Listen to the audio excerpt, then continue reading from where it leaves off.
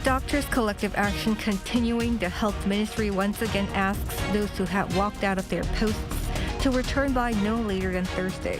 President Yoon says compromise is off the table when it comes to medical reform. North Korea is allegedly operating its munition factories at full capacity to supply Russia with weapons. That's according to South Korea's defense chief. The regime looks to have already sent millions of rounds of artillery shells in return for food. Sweden shifts away from its 200 years of neutrality and joins NATO, seen as a blowback on Russia's invasion of Ukraine. We take a closer look at its geopolitical significance. It's February 27, 2024. This is Newscenter. Good evening. Thank you for joining us. I'm Yoon Jung-min. We continue our coverage of doctors' collective action in the nation. The government once again asked trainee doctors who have left their posts to return by the Thursday deadline, while President Yoon says medical reform is not negotiable. In the meantime, the government is speeding up looking for ways to reduce the burden of liability in medical accidents. Shin Ha-young reports. The government announced that it has completed all legal reviews for judicial proceedings against trainee doctors who do not return to their posts by Thursday.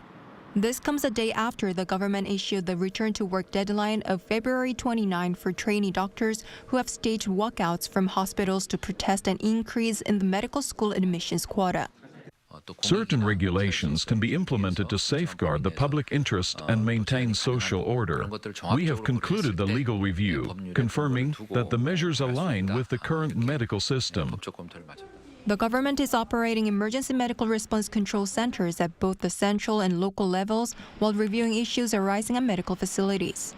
To respond quickly, especially in situations threatening the lives of patients, an immediate response team was established within the Health Ministry on Tuesday. The Ministry of Health and Welfare announced a plan on Tuesday to speed up the enactment of the Special Act on Handling of Medical Accidents. It aims to exempt doctors from liability or criminal punishment in the event of a medical accident, thereby reducing the legal liabilities that doctors would otherwise bear in such cases. Meanwhile, during a meeting on cooperation between central and local governments also on Tuesday, President Yoon Suk-yeol stated that medical reform should not be subject to negotiation. 의료는 복지의 핵심입니다. 어린이와 노인, 장애인을 비롯한 의료 약자를 보호하는 것은 정부의 핵심 국정기조인 약자 복지와도 직결되어 있습니다. 그래서 이는 협상이나 타협의 대상이 될 수 없고 대소도 안 됩니다. President Yoon emphasized the importance of reforming the stagnant medical school enrollment to ensure essential medical services and prepare for increasing demand due to rapid aging. He also urged cooperation between central and local governments to prevent gaps in patient care. The Korean Medical Association criticized the government, saying that suspending license and taking legal action against residents would further worsen the situation and eliminate any chance of their return to hospitals. According to the Health Ministry on Tuesday, 80.6% of the country's trainee doctors from 99 training hospitals nationwide have handed in letters of resignation. Shin Ha-young, Arirang News. To boost the nation's ever-low birth rate, President Yoon is calling for all of Korean society to back a nationwide childcare initiative that kicks off in schools next month. Oh Soo-young has the details. It's said that it takes a village to raise a child, but in South Korea, there will be a centralized government system to reduce the burden of childcare and education. That's according to President Yoon Suk-yeol on Tuesday, as announced at a meeting of leaders of the nation's 17 local governments and their respective educational authorities. Ahead of the new school year, which begins in March, the president addressed the pilot launch of his administration's childcare program for elementary schools nationwide. Meaning continual care, the so-called newborn program will offer parents and guardians 2 hours of free extracurricular sessions for their children before and after school during hours that overlap with their commute and work.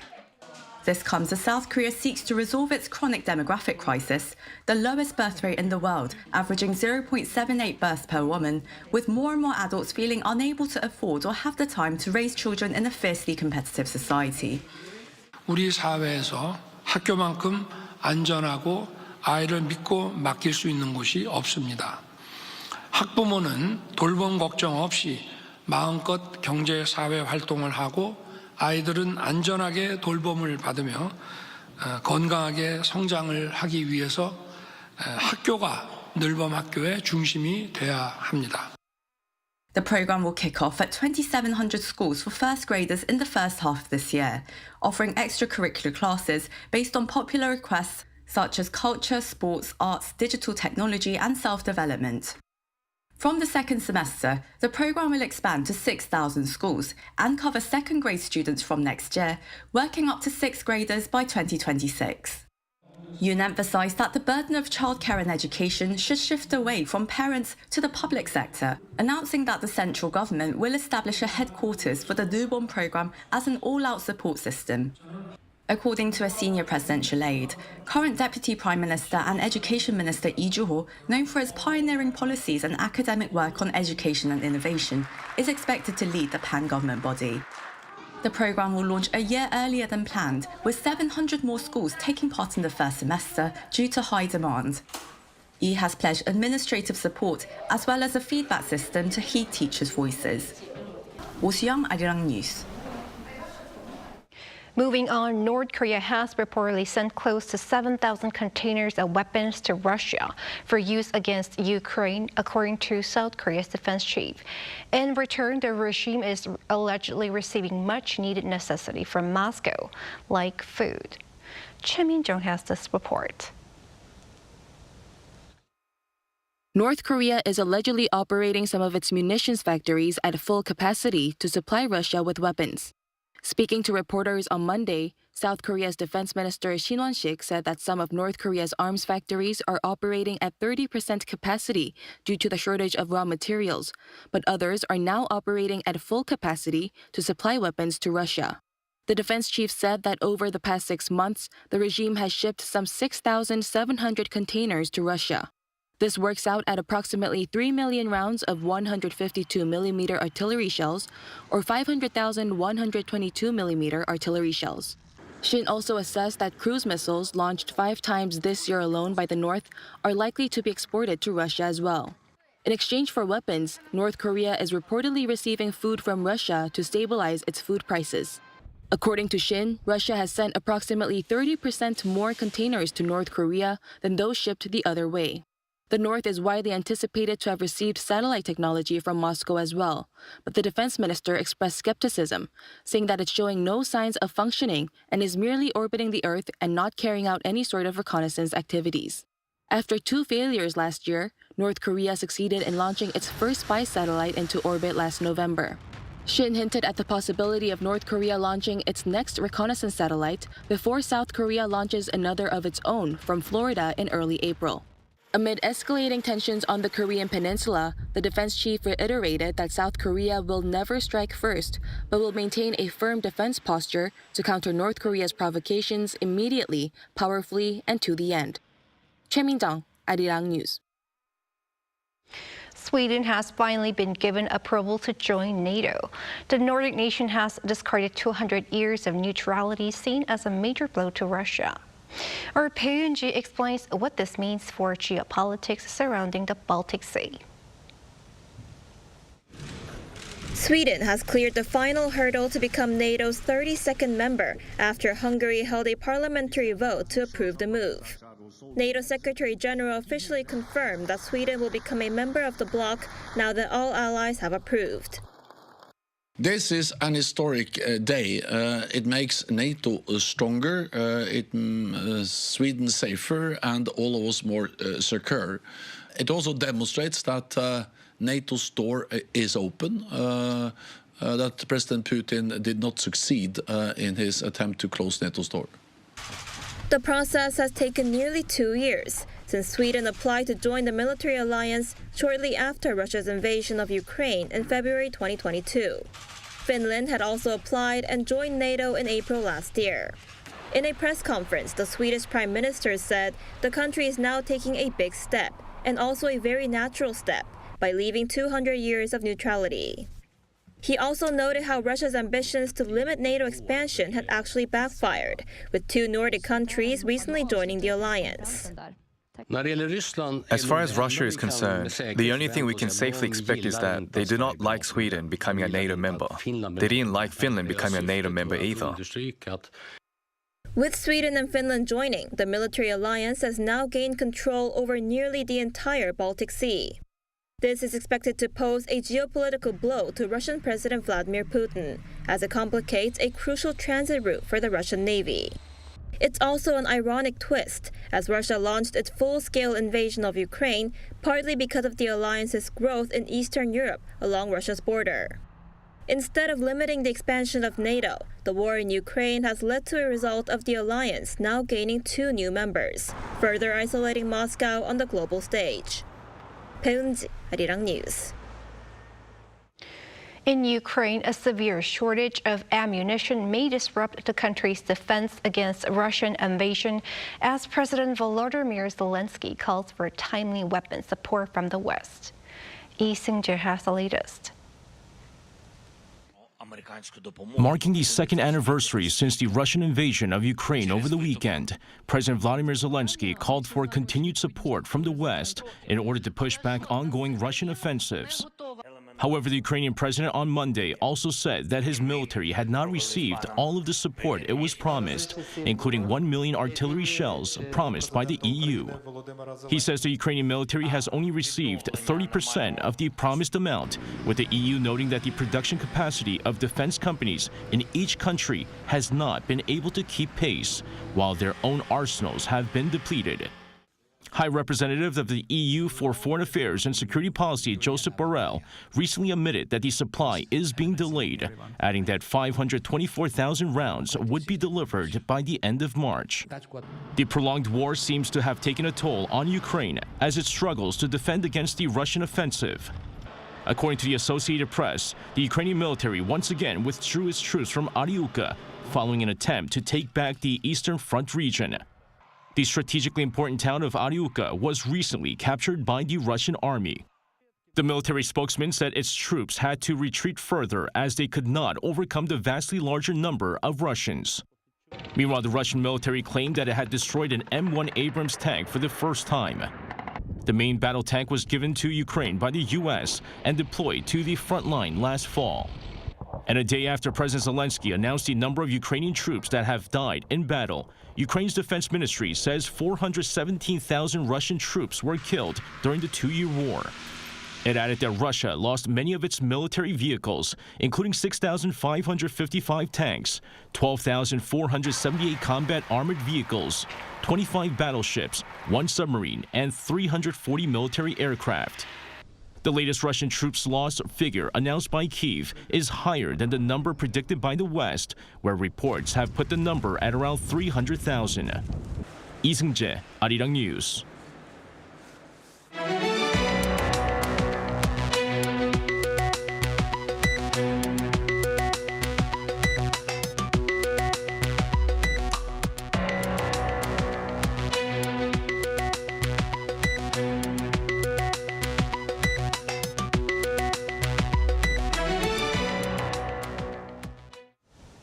Leading cryptocurrency Bitcoin has surged to over $55,000 for the first time since November 2021. According to U.S. cryptocurrency platform Coinbase on Monday, Bitcoin rose by over 6.4% from the previous day to $55,508. The hike is reportedly due to optimism that continuous investment through Bitcoin exchange-traded funds will pull up the value to a record high. The value of Bitcoin fluctuated within the 51,000 range for over 10 days after it hit $52,000 on February 14th. Meanwhile, curtains have gone up on Barcelona's Mobile World Congress for this year with the focus on the future of artificial intelligence. Our Moon Tae-ryun has a glimpse.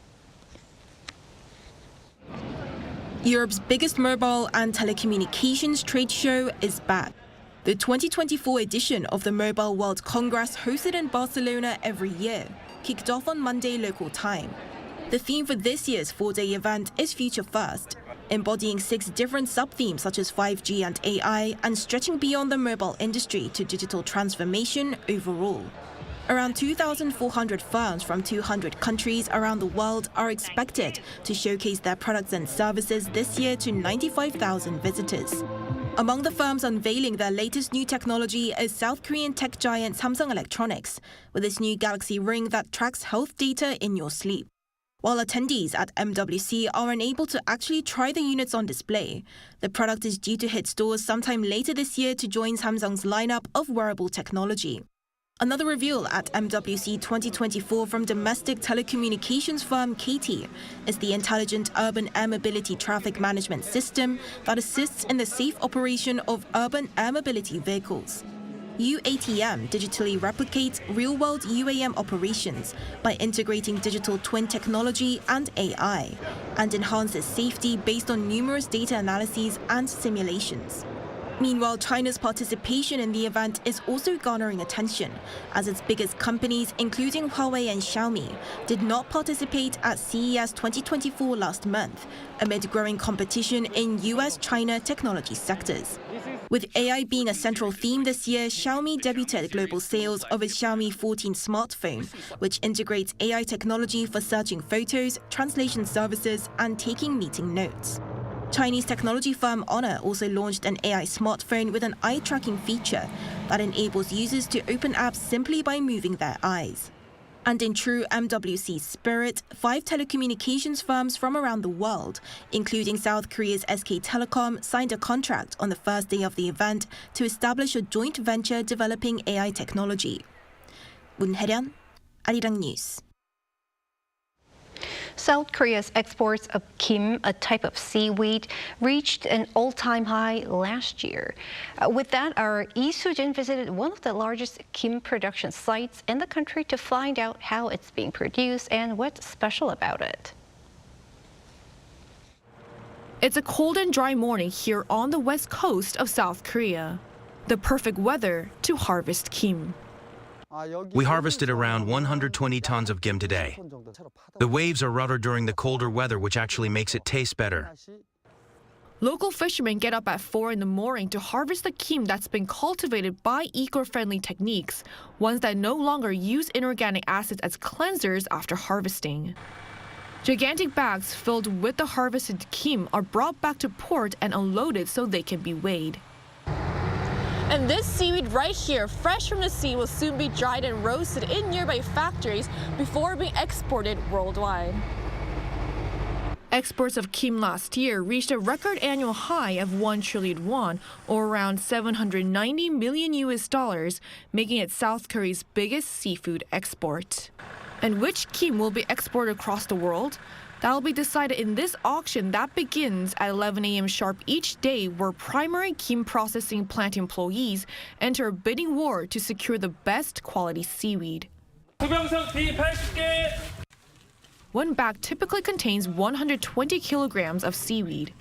Kim In-tae, a director of a primary kim processing plant, purchases around 70 tons of kim each day at these auctions. The kim that we bought today was of great quality. It's also nutritious because it's grown in mudflats, inscribed as World Natural Heritages by UNESCO. It is washed thoroughly before being subjected to high pressure and heat in machines that mass-produce dried sheets of kim. The dried kim is then moved to secondary processing plants where it's roasted at nearly 500 degrees and sprinkled with salt. It is now ready to be fed into an auto-cutting machine before being packaged and shipped to places such as the United States, South Korea's top export destination for kim. Exports are expected to rise 4 to 5 times year on year. He and other owners of processing plants, as well as local fishermen, all have no doubts about the momentum behind kim exports continuing, but aren't as confident about whether supply can meet the high demand. The government should ease regulations on the expansion of seaweed farms. While the Oceans Ministry has announced a 5-year plan to boost exports, more active investment and policy reforms will be necessary to reach its target export value of $1 billion by 2027. Lee Soo-jin, Arirang News, Seocheon. Over in K-pop, there is exciting news for BTS fans. J-Hope has revealed a sneak peek of his new solo album scheduled for release on March 29th. On Tuesday, Hype labels dropped a 1-minute highlight medley of the album Hope on the Street Volume 1 on its YouTube channel. The 6-track hip-hop album will feature several renowned Korean artists, including fellow BTS member Jungkook, rapper Yoon and Ho Yoon-jin from the girl group LE SSERAFIM. J-Hope, who's currently serving in the military, worked on the album before starting his mandatory service last April. A special exhibition is being held here in Seoul commemorating 140 years of diplomacy between Korea and Italy. Our Yoon reports on its significance for the two when it comes to their long friendship. This year marks 140 years of diplomatic relations between South Korea and Italy. To celebrate, a special photo exhibition named All Roads Lead to History, Italy and Korea is being held in Seoul at the National Museum of Korean Contemporary History. The most important aspect of this exhibition is to be able to explore the historical interactions between the two countries through photographs. In 1884, what was then the Joseon dynasty signed a trade treaty with Italy. Later, when the Korean War broke out, Italy provided medical support for wounded soldiers and assistance to civilians for over 3 years. Photos and videos of the medical activities provided by Italian Red Cross during the Korean War in the 1950s are being unveiled for the first time in South Korea. This support during the war is seen as a solid foundation for strengthening the ties between the two countries. Although Italy wasn't a member of the United Nations, it responded to the international community's call and deployed a field hospital to South Korea. I am deeply grateful for Italy's support, especially a Western country that knew very little about our nation during those tragic times, for coming all the way here to provide care for our people. The exhibition also features the key interactions between the two countries in various areas, such as technology, sports, and music. The official theme song of the 1988 Seoul Olympic Games, Hand in Hand, was composed by Italian composer Giorgio Moroder. Korea's culture minister Yoon says it is still considered the greatest theme song in Olympic history. The fact that the museum promotes the people's participation, I think that's something important because it makes people feel good about it and make part of it. South Korea and Italy have declared 2024 to 2025 as the years of cultural exchange. Different events are scheduled throughout the year to enhance bilateral relations. This exhibition aims to serve as a milestone for what Korea's culture minister described as a vibrant cultural interaction in the coming years. The special exhibition is hosted by the National Museum of Korean History, the Italian Embassy in Korea, and also the Culture Ministry and major news agency of each country. It will run until March 31st. Yoon, Arirang News.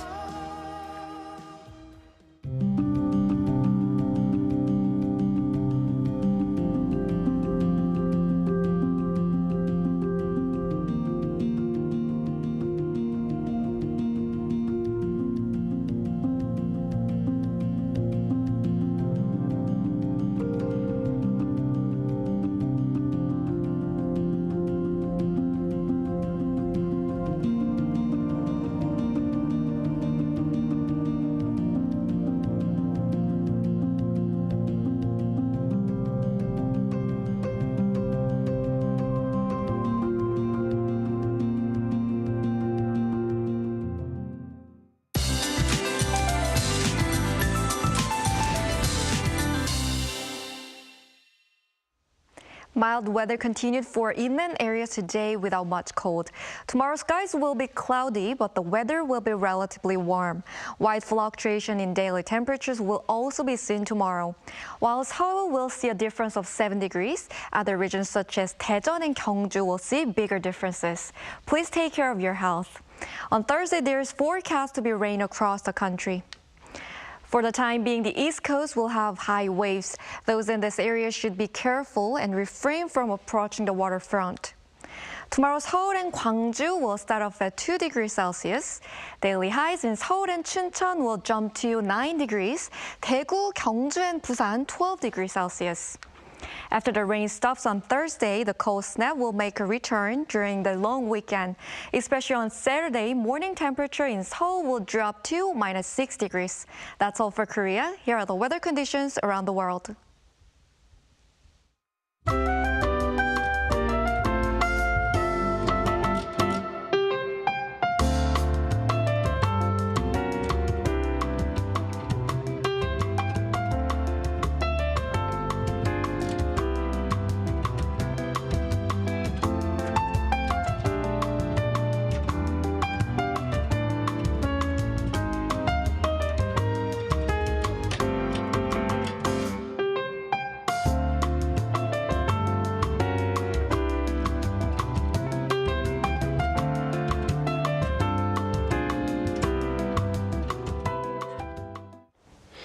And that is Newscenter for tonight. Thank you for watching. A panel session coming up.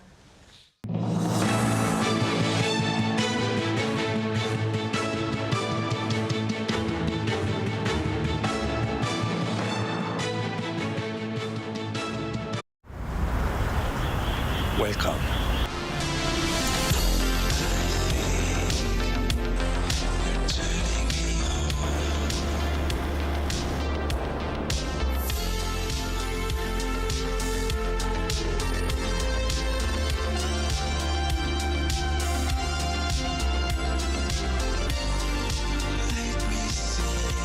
(24시간) 불이 꺼지지 않는 나라. 감당할 수 있겠니? 하나, 둘, 셋. Hey, Mr. Cupid, who's lying? Make sure you listen to what I say. I may be stupid or quite naive.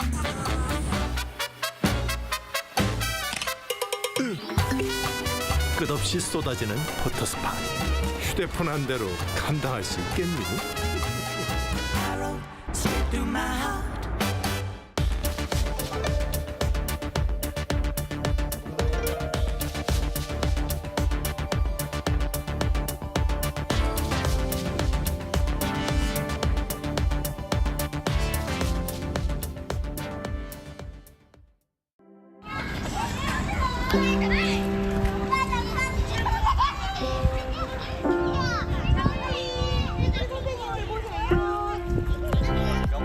제주도에 처음에 놀러 갔을 때 새롭게 단장했다고 이런 거 나와봤는데 해드리도록 할게요. 스트릿 사진 한 장이었는데 혼자서 좋은 건축을 한국인들만의 마음도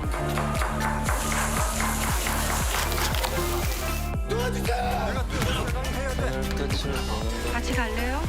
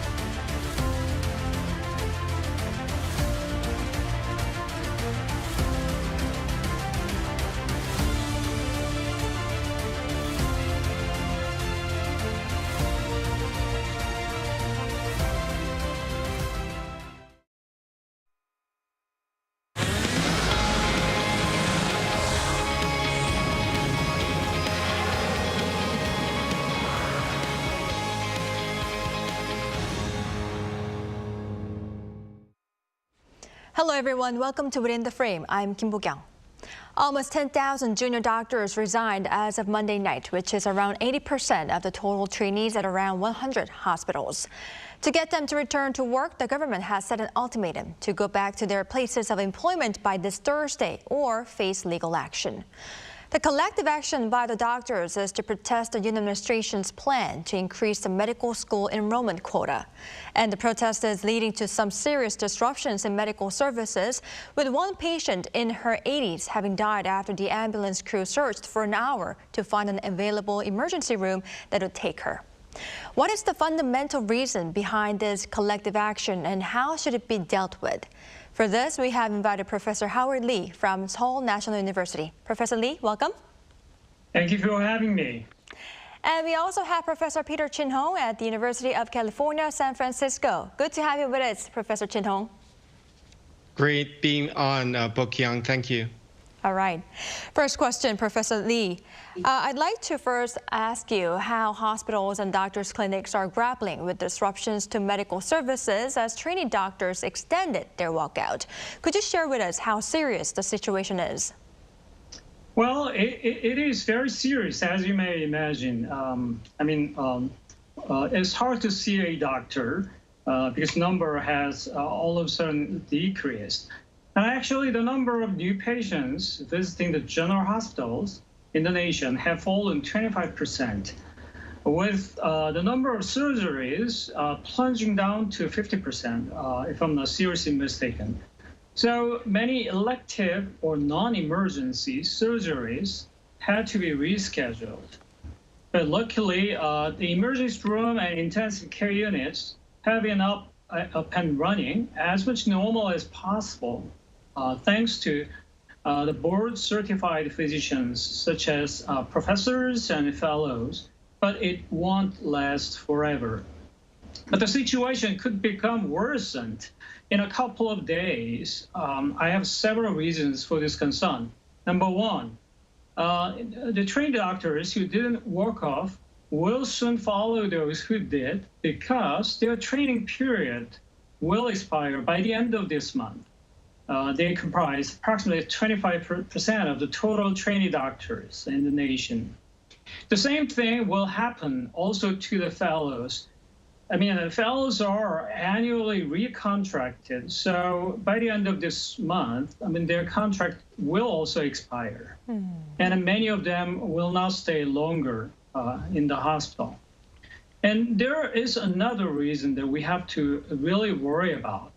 More than 90% of incoming interns have already expressed they will not come to work.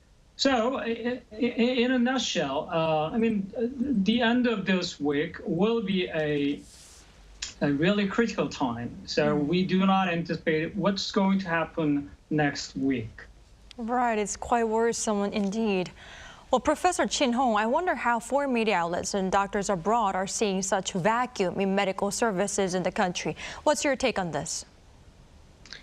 Well, Bo-kyung, I see the merit of both sides. On one hand, there are a lot of patients suffering right now in Korea, and the strategy of increasing medical school admissions is a good one. However, that will bear fruit in many years. On the other hand, the trainees are suffering. I think there is a need for culture change in the hospital setting. There's increased rates of burnout, mental health issues, suicide rates. This is not unique to Korea. It's been seen all over the world in junior doctors. In the United States in 1983, since a teenage patient died due in part to overworked trainee, some of the laws were changed so that there's a restriction on work hours to 80 hours a week. So I think all of this merits attention to both sides, not just one. Right, I cannot agree more. We need to take a look at both of the sides of the issue. Now, Professor Lee, in response to the departure of doctors, the government raised its 4-scale healthcare service crisis gauge to the highest level of serious on Friday and came up with a variety of measures. Could you tell us more about these measures and how they are effective right now? Well, the government came up with two emergency measures. Number one is a broader introduction of telemedicine. Telemedicine was allowed only for the high-tier hospitals for the non-first outpatient visits only before. But it has been expanded to the low-tier hospitals, meaning that all hospitals can use telemedicine in one way or another. However, what matters in this context is seriously ill patients and emergency patients. And for those kind of patients, I don't think there is not many, if not none, telemedicine can do. The second option, and the second policy that the government came up with is to open public health centers and military hospitals. But I don't think it has been as effective as expected either. All right, I see. So two main solutions to this was to expand the telemedicine and also open up the public health centers. But among measures the government came up with is actually having physician assistants take over some of the duties of doctors as well. And Professor Chin Ho, though there is no separate license under the current Medical Service Act, the government decided to let them temporarily carry out these duties starting Tuesday. Do other countries have such licenses? Yes, they do, Pokyung. So certainly in Canada, UK, other countries, there are licenses for advanced practice providers, as they're called, including nurse practitioners and physician assistants or associates. In the United States, some states even allow autonomy to these advanced practice providers starting in 1988. In Alaska, due in part to some areas not having enough physicians due to the increased need for physicians. In California, where I live, there's no full practice autonomy. Usually, advanced practice providers work in teams with physicians who are licensed, and they work as a group. But there is a movement, and in a couple of years or so, we expect to also follow. Right now in the United States, about 25% of all care is covered by these advanced practice providers like physician assistants, which is striking, primarily in primary care and psychiatry, less in some other areas. All right, I see. Thank you for your explanation, Professor Chin Ho. Professor Lee, we have discussed how the situation is unfolding and how the government is trying to deal with it. But let's get to the basic question. Originally, doctors, as far as I know, partly agreed to increase the number of doctors, and the Yoon administration had also prepared some appeasement plans for the medical community. But as we all know, almost 10,000 junior doctors are participating in collective action. What is the fundamental reason behind this walkout? Well, I think that's $1 million question. But let me correct this first. You have said doctors partly agreed to increase the number of doctors, but I would say that's the biggest miscommunication or, if you will, confusion.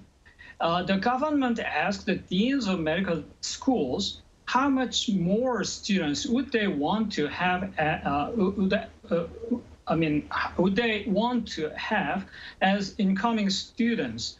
The government did not ask if the medical schools could handle that many students. Of course, the university, particularly the president or someone who is quite responsible for this kind of matter, love to have more students assigned to them because it will bring them more tuition, more money, more support from the government. So in some sense, they were misguided, and some sort of conflict of interest was played out in this context.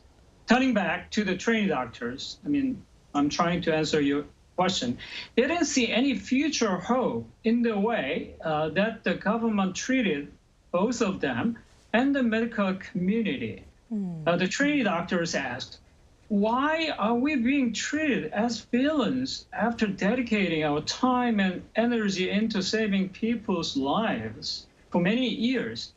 Not only that, they think the government plan does not reflect the reality. For example, the government said they would increase support for the essential medical disciplines such as pediatrics, emergency medicine, and neurosurgery by setting aside $7 billion for 5 years. But that is only less than 2% of the total healthcare cost in Korea. It's too little, and the plan is lacking the required details. Right, I see. So there was huge miscommunication between the government and the school. And also, trainee doctors are quite unhappy about how they are being viewed as villains regarding this issue. Unfortunately. Right, I see.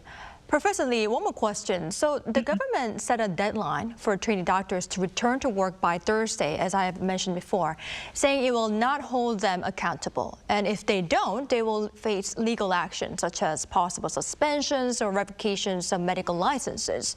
How does the medical community see such a measure, and will this be able to persuade them? Well, the medical community certainly sees this a big blackmailing, not only to the community, but to the public as well. You know what? We live in a free country, and President Yoon himself is the one who highly valued the value of freedom, as we all heard in his inaugural speech. No one can enforce anybody to do this or that. Trainee doctors are not an exception. They are not striking. Instead, they walked off to the hospital in frustration and disappointment by submitting resignation letters on their free will. But the government literally threatened the trainee doctors to suspend or even revoke their medical licenses, which I'm not a legal person, so I consulted with veteran lawyers on this matter. Many of them pointed out that it could be unconstitutional. No, the ultimatum made by the government will not succeed in persuading the trainee doctors to come back to where they used to work. Right, I see.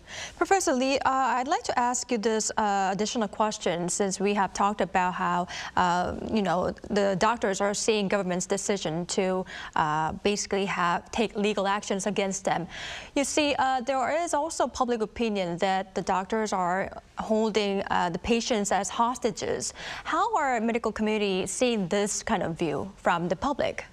Well, the medical community sees the other way around. In other words, the government takes the patients hostage in order to, move on. Implement what they have devised a long time before this kind of thing has happened. So, both parties are quite strong. Nobody wants to recede. Just one step back. No one wants to do that. So that's why we are stuck in the middle. Right, I see your point. Well, Professor Chin Hong, given that South Korea is not the only country suffering from an aging population and low fertility rate, there must be other countries that are dealing with doctor shortages. Could you share cases from other countries? Yes, definitely. The U.S., for example, the number of new medical school slots for training physicians is only expected to increase by about 5% or less by 2030, in contrast to some of the physician associates or advanced practice providers that are going to go up by as much as 50 to 80% by 2030. So there are a lot of factors, which includes, like Korea, an aging population, not training enough physicians, like I mentioned, but also other factors as well. There's a cap on residency training spots or junior training spots that needs to be lifted. Also, there's a maldistribution in urban areas versus rural areas, like many parts of the world, like Australia, Brazil, where they've had to give incentives for people to move to these areas. Finally, of course, like Korea, there's a maldistribution in specialties, with more people now recently going to higher paying specialties like radiology or dermatology, and not enough primary care specialties. So and there's one other factor too. In 2010, there was Obamacare, which gave a lot more Americans health insurance. We don't have a national health system like Korea. And that also increased the need for having more clinicians. Well, since you have shared some of the cases at abroad that is going through the doctor shortages, sometimes, in my opinion, it's better to refer to those cases overseas. So are there any examples of countries that were able to solve this shortage of doctors well without any hiccups? No, I don't think there are really success cases. I think the whole world is really grappling with two situations. On one end, you have a tradition of overworking junior doctors, which I think needs to be changed because they are still learners. They are still students in some senses. And you also have an aging population. People have tried various strategies, like giving incentives, as I had mentioned. But, training and providing licenses to these advanced practice providers is a strategy that people are increasingly turning towards because it is more efficient to train some of these individuals. And some data suggests that outcomes, particularly in primary care, psychiatry, are equivalent to physicians, not other areas, of course. And not only these physician associates we're talking about, but during COVID, we learned that giving pharmacists license to provide prescriptions, for example, for Paxlovid was a success. So I think this is the movement that's probably going to continue. All right, I see. Well, this really seems like a challenging issue to tackle with. Professor Lee, I'd like to ask what's going to happen if the government does increase the number of students like they said. The Education Ministry has reportedly asked medical schools to finalize the increased enrollment quota number. In line with the admissions increase of 2,000, the government has vowed to provide support for high-quality medical education and training environments in schools. But how do you see some of the policies the government brought up for this issue? Well, I don't think any medical school in South Korea can handle this huge increase in the number of incoming students by almost 70%. The government, to me, does not seem to understand or even ignore the unique factor that education and training in the medical school is far away from the traditional didactic or classroom-only teaching. They need more equipment, more experiment rooms, more cadavers for anatomy lab, for example, more hospitals and more professors, more teachers, I mean. But none has been ready to my perspective. And the government has not disclosed how they could overcome those issues. So it's a big concern. I mean, as a faculty person affiliated with the hospital and medical school, myself, I think this is really worrisome. Right. I cannot agree more. Well, I'd like to ask this last question to both of our experts quite briefly. Rising tensions between the government and the medical community definitely need to be dealt with as soon as possible so that no more patients suffer from a lack of medical services in the country. So, Professor Chin Hong, in what way should the issue be solved? Well, I think it's a fundamental human issue of dialogue. I think both the junior doctors and the government have to find common ground. The mission is aligned. Everyone is really aligned in the fact that we have to take care of the population. We have to take care of sick people. But I think there is merit on both sides. But again, like I mentioned, Korea is not unique in having a very historical aspect of overworking junior physicians. And I think that really needs to be changed. So I think coming around the table, having some dialogue, having some compromise, having people respect each other's expertise and having both sides participate in policy is probably the way forward. Right, dialogue would be the key. Professor Lee, may I ask your opinion as well? Well, my answer is simple.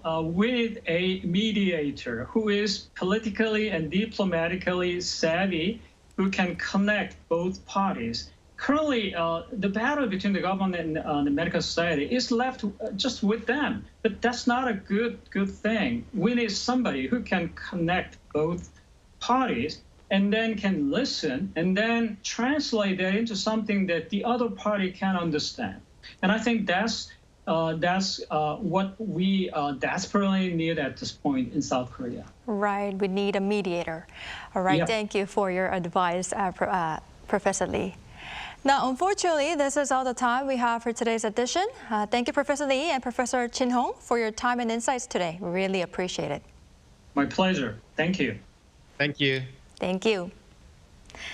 All right, that's all for Within the Frame tonight. Thank you for watching and goodbye.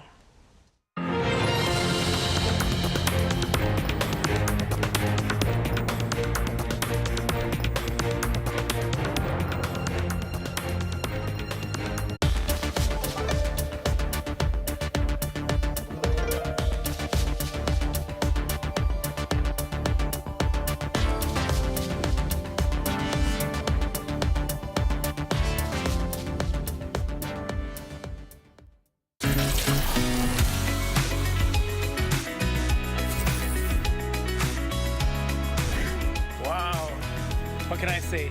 This place is amazing.